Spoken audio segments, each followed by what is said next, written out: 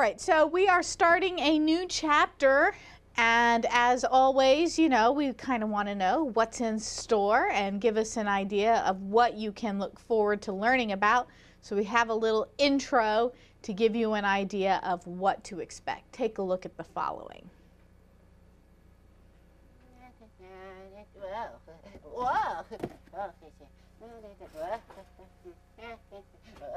What are you doing, Left? Oh, You know you could hurt something doing that. Oh, right. Is that you? Oh, it's so good to hear you. What, are you feeling okay? No, I'm not all right.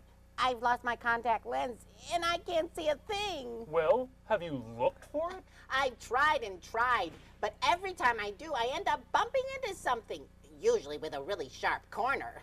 Ah! You know, you could poke your eye out doing that. Can't you see with the other contact lens? No. I lost that one last week. Figures. Well, do you know where you lost it? I think it popped out sometime while I was frolicking joyously in the fields. When I was maliciously hit in the head with a baseball. Wow, a drive-by pummel. Did you catch the beans? Well, that's when I lost my lens. So all I saw was a bunch of brown blobs around me. They must have been wearing masks because they sounded a bit muffled. Oh, right. It was so awful. Ah! It's one of the blobs. Oh, please don't hit me with the baseball, Mr. Blob, please. Chill, Left. It's only me. I'm wearing my baseball mitt. What? So it was you, stabbed in the back by a friend. I should have seen it coming, but my contact popped out. Calm down there. You must have wandered onto our field while we were playing this afternoon. But that's okay. We'll help you look for your contact using the really cool principles of geometry. Geometry? Yep. Let's get the guys together and I'll fill you in with the details when we're on the field. Hey, Wright. Hey, Wright, where'd you go? All right, men. We've got 3 hours of daylight left. Let's get started.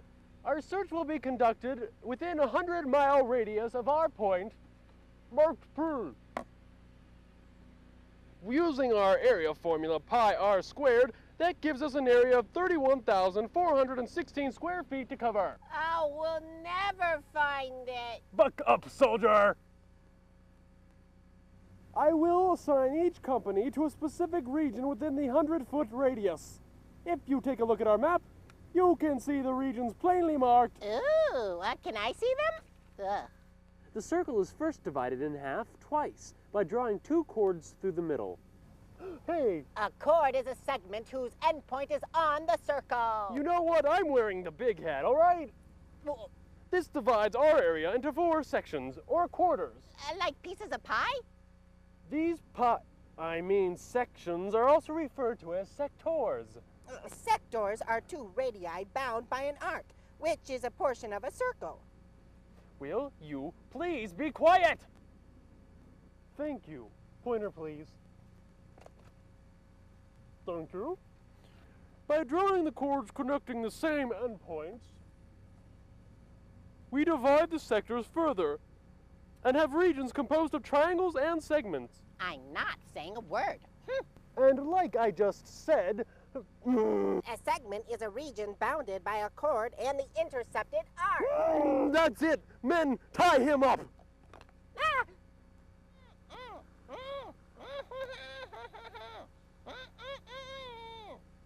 All right, men, let's move out!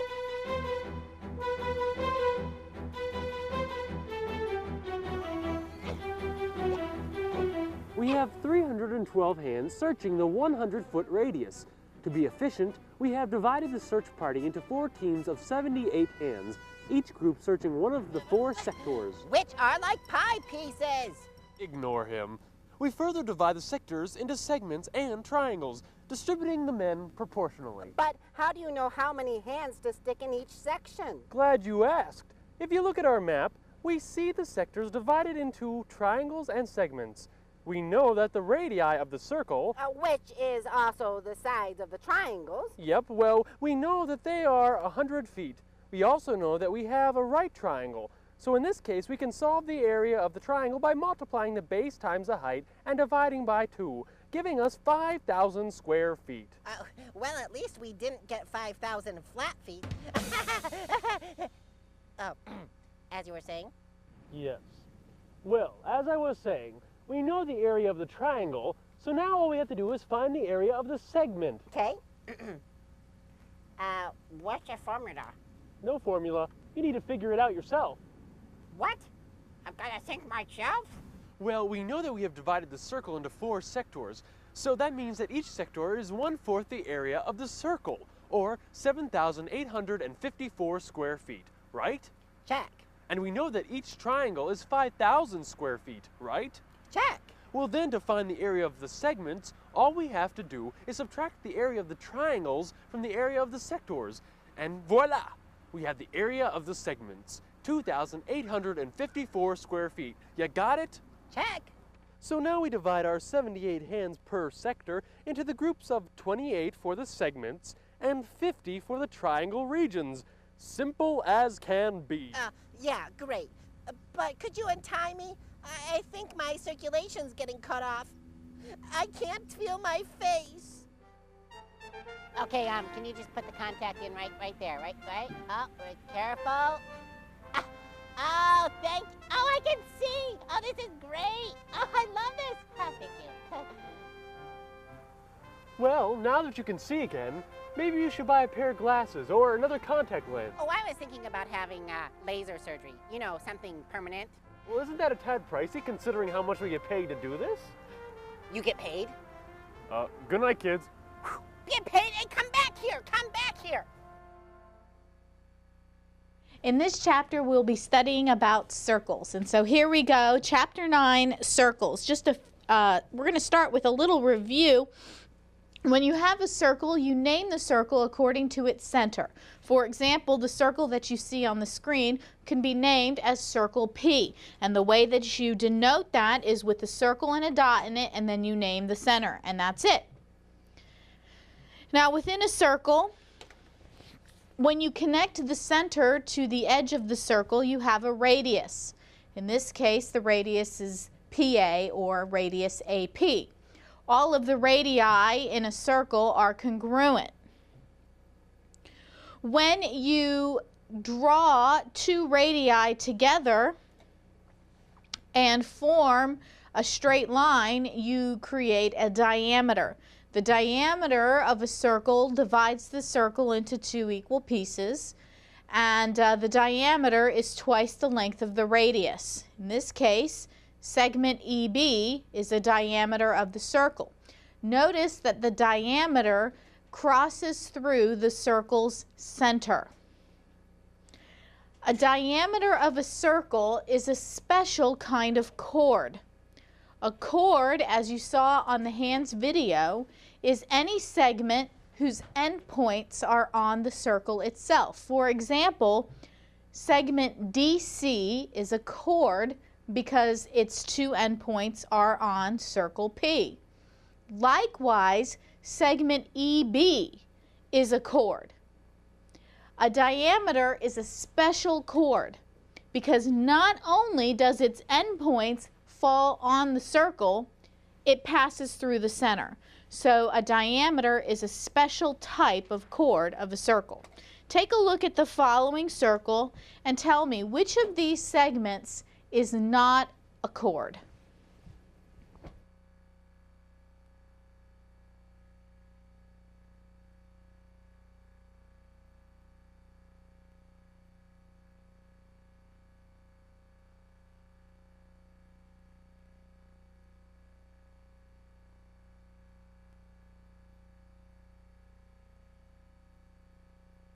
Going to close out this question without counting it, and let's go back over what we just talked about.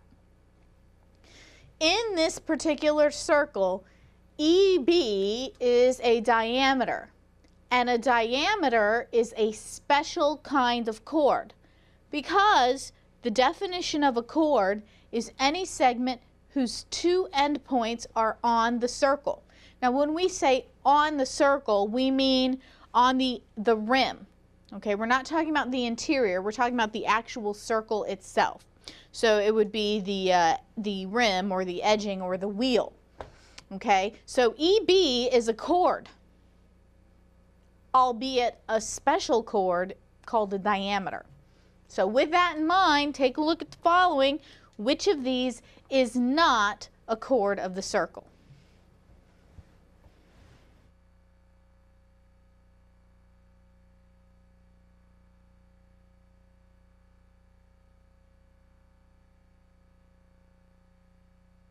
Okay, much better. The correct answer is number 2. PC is not a chord, it's a radius. A radius is not a chord because one of the endpoints is the center of the circle, which is not considered to be part of the actual circle. All of the other segments that are listed, both of their endpoints are on the actual rim of the circle, or the circle itself, we would say. Therefore, all of the other segments are chords of the circle. Now, when you are naming an arc of a circle, you want to be sure that you try to be as specific as possible. If you follow that general principle, it won't fail you. If I was trying to refer to this arc here, the most specific way for me to refer to it is arc AB or arc BA. And what I would do is I would label the two endpoints and draw the arc symbol above it. But suppose I was referring to this arc right here. Now I could say arc EC. And most of you would draw that arc. If I said draw arc EC, that's the arc you would draw. But it might be a little ambiguous, okay? And some people might think, well, what about this? Isn't this arc EC? It is. Now, by listing two endpoints, if the arc is less than half of the circle, then can I start over? When naming an arc, if the arc is less than half of the circle, then you can just name it with two points.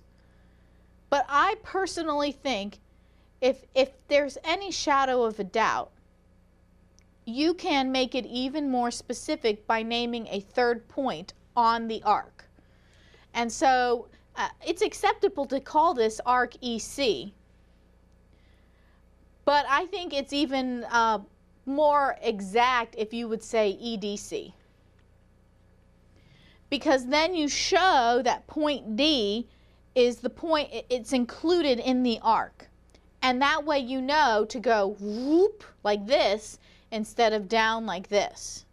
So when naming something, you always want to be specific. If I'm talking about this arc, I might say arc BAE instead of BE. Okay, I would say arc BAE, and then that specifically tells you which direction to go. And so when naming something, try to be specific, and then you shouldn't run into any problems. Take a look at the following arc.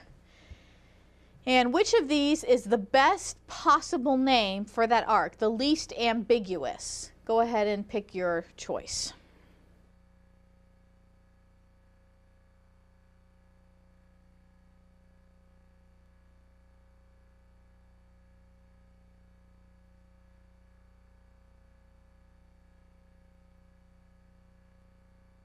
Now technically you could say arc AC, which is option number 1, because arc AC is less than half the circle. If you were to take the circle and cut it in half, AC is not a semicircle, it's less than that, right? So technically you could say choice 1, but I think even better is choice 4, which is what all of you who answered picked, because it's very specific, and since there are multiple points that have been labeled on that circle, there is that chance of ambiguity, so this prevents that from happening. So always try to be as specific as possible. Again, it'll keep you from running into problems. Now, When you have two circles, the two circles are congruent if they're the same size, right? That's what it means for two figures to be congruent. Two triangles are congruent if they have the same sides and the same angles. Two circles are congruent if they're the same shape, right? They're both circles. So that's not the problem. The problem is sometimes circles can be small, pipsqueak. Sometimes they can be big. So how do you know if two circles are congruent? They're congruent if their radii are congruent. So congruent circles have congruent radii. Their radii, and that makes sense, right? The distance from the center to the edge is the same in the two circles.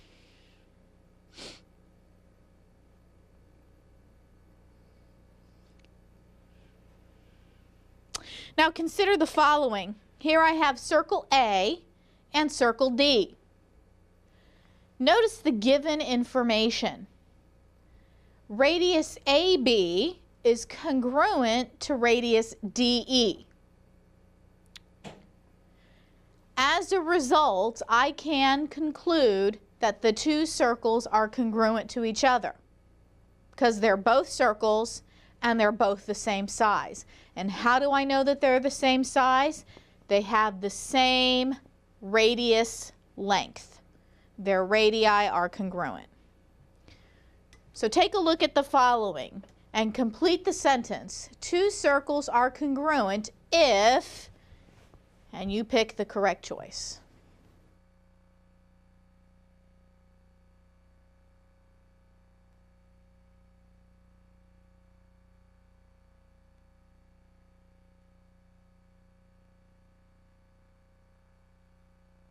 Okay, I tried to trick you and I couldn't do it.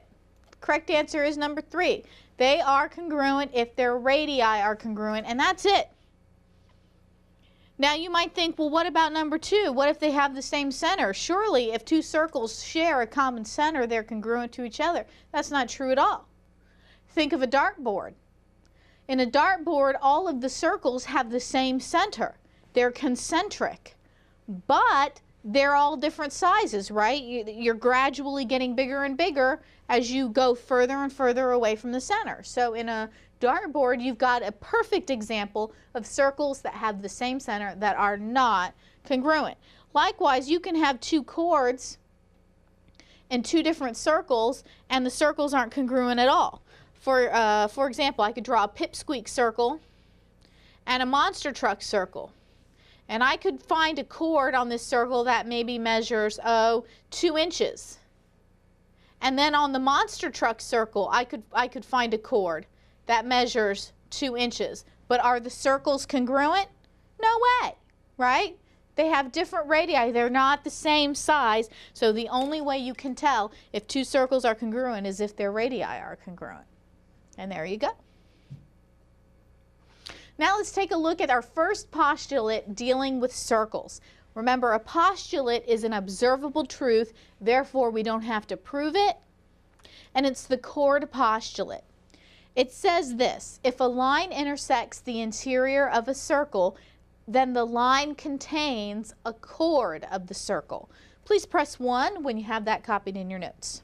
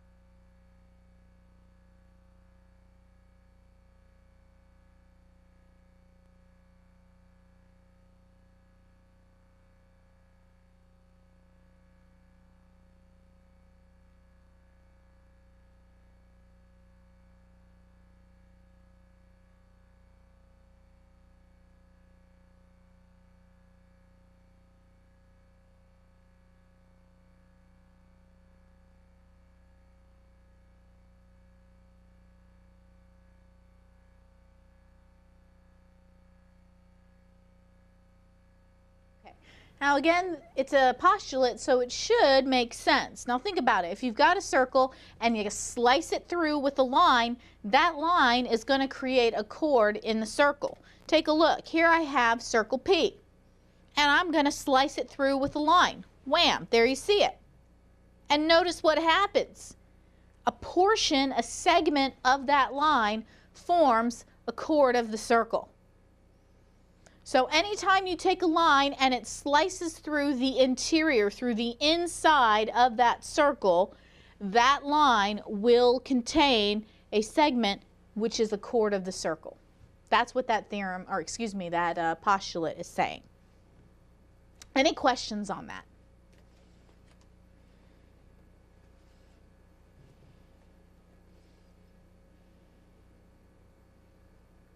All right, now let's take a look at theorem 9.1. In a circle, if a radius is perpendicular to a chord, then the radius bisects the chord.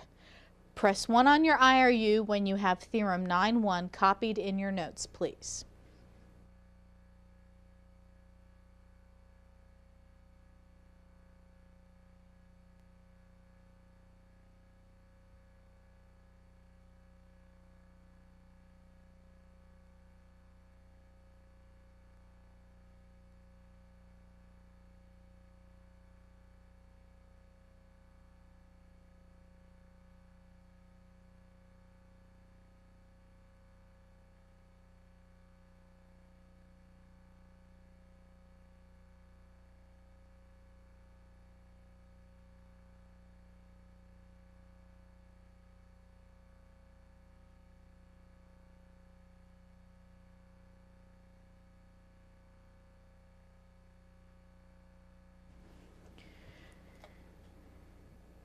In circle P, we have radius PB. And in circle P, we have chord AC. Notice that the radius is perpendicular to the chord. We can see that. It's written there on the right, and it's indicated in the diagram by the right angle symbol. All right, anytime two lines intersect to form a right angle, they're perpendicular. So we know that that radius is perpendicular to the chord. Now, based on this theorem, here's the conclusion we can make. PB bisects AC. In other words, PB cuts AC in half at point D. So the distance from A to D is the same as the distance from C to D. The two segments that have been formed by that intersection are congruent. Now the proof of this is in your textbook, and you'll read it tonight as part of your homework assignment. But here's the basic idea of the proof. If I were to draw an auxiliary line here, an auxiliary line here, what I've done is I've drawn two radii. From P to C is a radius, P to A is a radius, okay? Now we know that radii in a circle are congruent. So PA, and in fact, let me undo that. PA and PC are the same length because they're both radii. We know that. Do you see what we have here? We have a right triangle because this is a perpendicular intersection. It's given. And we have a right triangle here as well. We also know that DP is congruent to itself because of the reflexive property, right? Any segment's congruent to itself. So what we now have are two right triangles with hypotenuses and a leg congruent. So the two triangles are congruent by hypotenuse leg, and if the triangles are congruent, then corresponding sides are congruent. So then we know AD is congruent to DC. And since the two sides are congruent, D is the midpoint. And if D is the midpoint, then PB is the bisector of AC at point D by definition. Now that's the general thought process of the proof. And it's there in your book for step-by-step in a two-column form. But that's basically what they did. So in other words, you had to show that you had two congruent triangles. Once you did that, you could prove that that segment was being bisected. Now, with this, if I know the measure of AD, I can use this theorem to solve for unknown stuff. If AD equals 8, then DC equals 8, right? Because point D is the bisector. It cuts the two segments into equal portions. And I also know, and I didn't have this put in, but AC would be 16. If from here to here is 8, and here to here is 8, then the great big segment is 8 plus 8, or 16. Do you see that? So you can use this theorem to your advantage to find unknown values very easily. Let me have you try one. PB is perpendicular to AC. How do I know it? Because I was told PDA is 90 degrees. So the angle formed is 90 degrees, so they're perpendicular. Segment AD is 9 units. Find the measure of segment DC.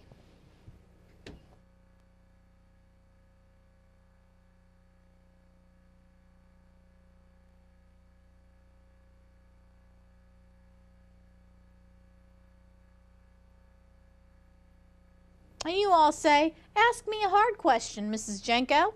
If AD is 9, DC is 9. Why?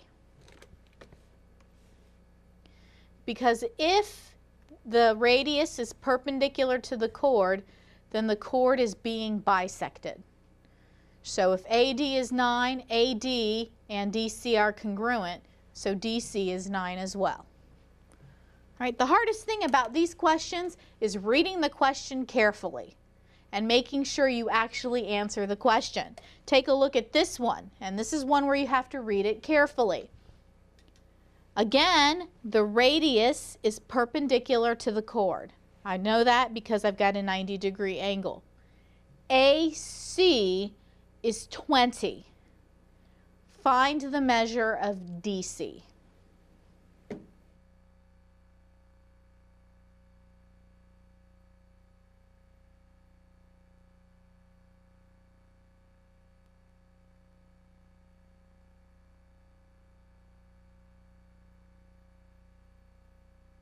Okay, very easy to quickly make an assumption here if you don't read it carefully.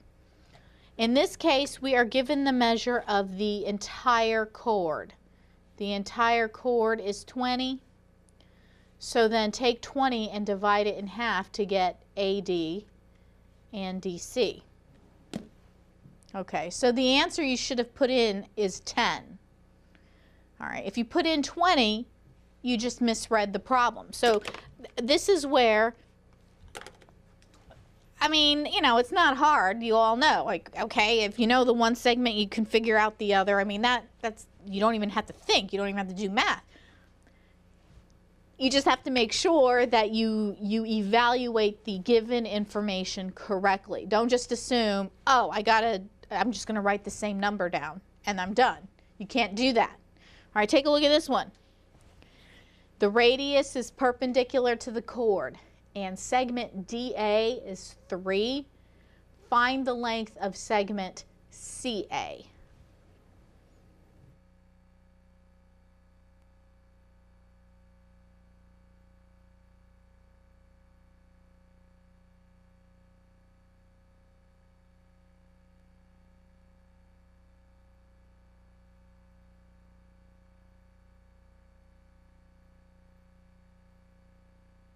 Okay, if DA is 3, then DC is 3, and CA is 6.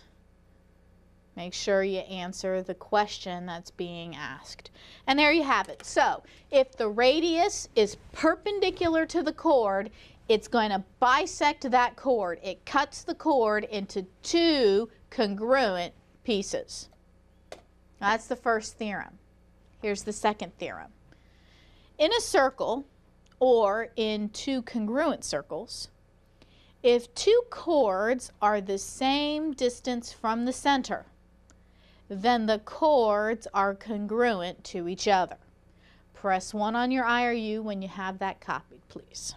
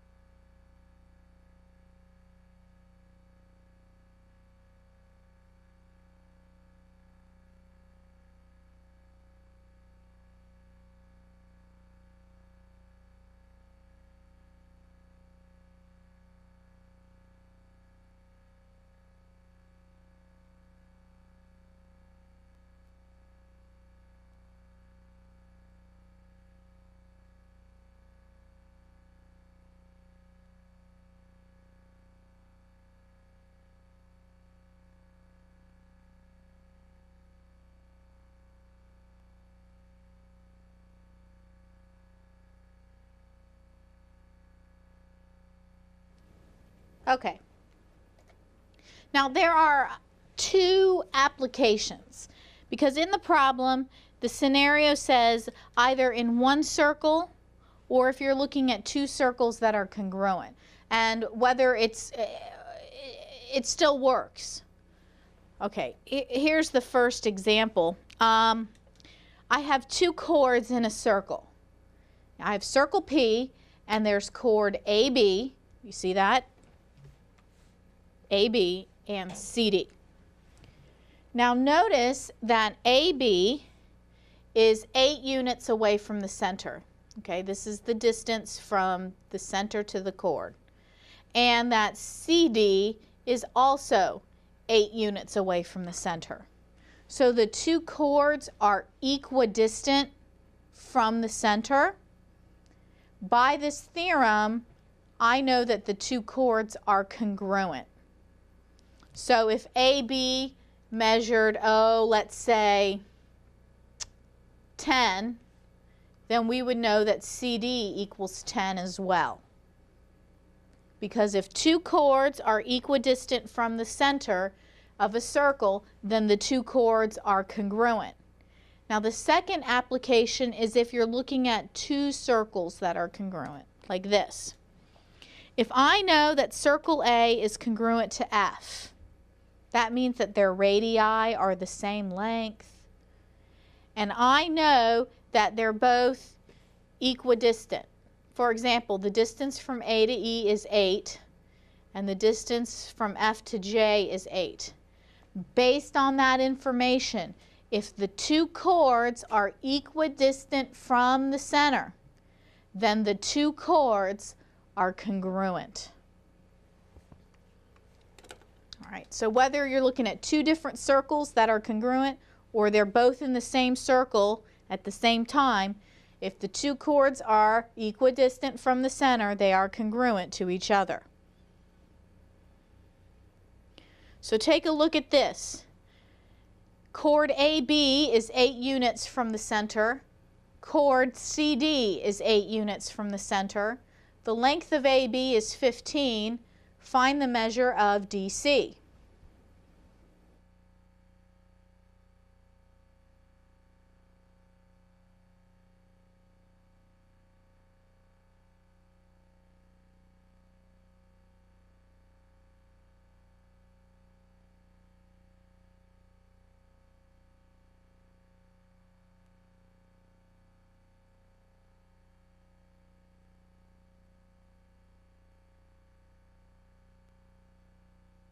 All right, if the two chords are equidistant, then the two chords are congruent. So if AB is 15, CD or DC is 15 as well. We have time for one more. Circle A is congruent to F, and the distance from A to DB is 7 units, and the distance from IG to the center is 7 units. If BD measures 4, what's the length of IG?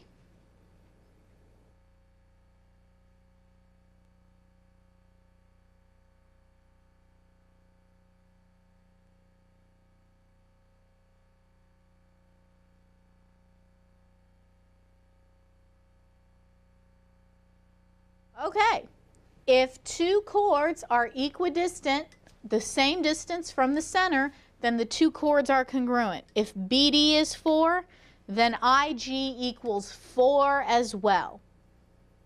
So we now know two things. If the radius is perpendicular to a chord, then the radius bisects the chord. It cuts the chord in half. We also know if two chords are equidistant from the center, then the two chords are congruent. And here's the final theorem. If two chords are congruent, then they're equidistant. This is the reverse of theorem 9.2. If two chords are congruent, then they're equidistant. You could take theorem 9.2 and 9.3 and combine them and make a biconditional statement. But instead, we've split it up into two separate theorems, probably just to make things a little bit easier for you. All right? So go ahead and copy that in your notes, please, quickly.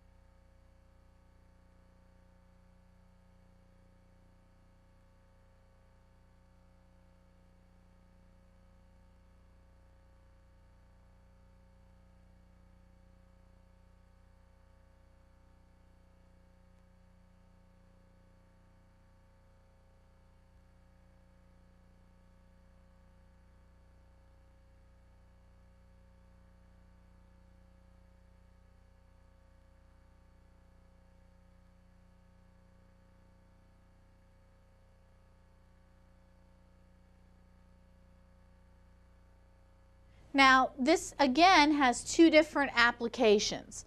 Are you looking at two chords in the same circle or two chords in two circles that are congruent? No matter what, this works. Here, AB and CD are congruent. Therefore, if the distance from AB to the center is 5, then the distance from CD to the center will also be 5. Because if two chords are congruent, then they must be equidistant from the center. They are both the same distance away from the center of that circle. This also works if you're dealing with two circles that are congruent. A and F are congruent. And I know that the chord BD is congruent to chord IG. So if the distance from the center to DB is 7, then the distance from the center to IG will also be 7 units as well. All right, let's review our theorems. The radius of a circle bisects. If it's perpendicular to the chord, then it bisects the chord. If two chords are equidistant from the center, then they're congruent. And if two chords are congruent, then they're equidistant from the center. Now the proof for theorem 9.2 is in your book, and you'll read about that tonight, and theorem 9.3 as well. But the proofs are very similar to 9.1, where they're going to create right triangles and use that to their advantage. Now, for the most part, these problems are very straightforward, right? If we give you the distance of one, you can find the distance of the other.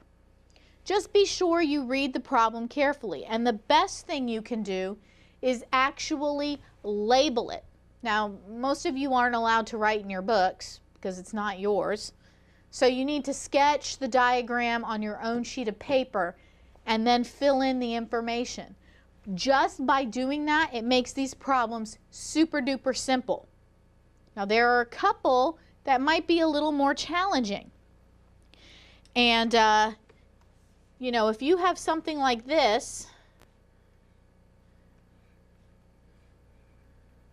and you know this length is 5, or no, let me say it's 4, and this length is 3, and they ask you to find this length. Well, there's not really a theorem for that now, is there? But what if they tell you that if this is 4, this is 4, then what do you know? If the radius bisects the side, then this is perpendicular. And what you have there is a right triangle, folks. And that's something you do know how to solve. So for a couple of them, they throw in some fancy stuff where you have to use the Pythagorean theorem. That theorem always shows up, doesn't it? Okay, but for the most part, it's very straightforward, straight applications of those 3 theorems. Your homework is to complete 1 through 17 all and to read the section. Please do read it and look at the proofs and see that you can follow the major concepts. If you can follow the train of thought, you're doing great. Thanks for your attention, and I'll see you tomorrow. Bye-bye.